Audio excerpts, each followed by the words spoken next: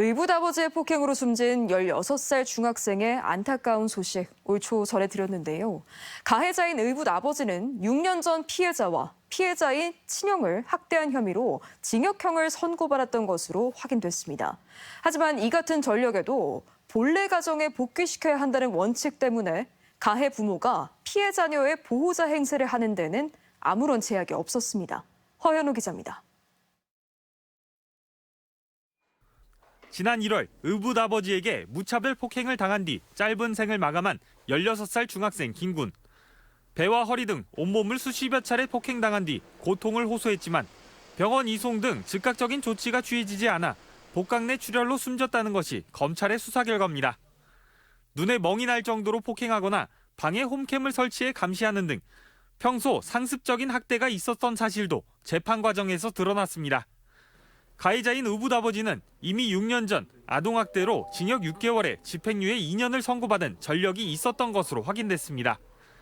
김군과 김군의 친형이 고작 9살, 10살이던 시절 벌어진 학대는 심각했습니다. 김군에게 수건과 테이프로 재갈을 물리고 팔목과 발목을 테이프로 묶어 눕혀놓는가 하면 휴대전화를 손수건으로 감싸 모서리로 친형의 머리를 폭행하기도 했습니다.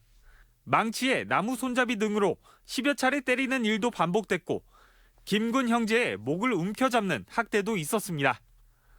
당시 재판부는 훈육 방법에 대해 제대로 학습받지 못해 범행에 이른 것으로 보인다면서도 사회통념상 용인할 수 있는 범위를 현저히 벗어난 데다 피해 아동들은 평생 잊을 수 없는 마음의 상처를 입게 됐다고 지적했습니다. 3년가량의 시설 보호 뒤 명목상으로는 외할머니 집에 맡겨진 김군.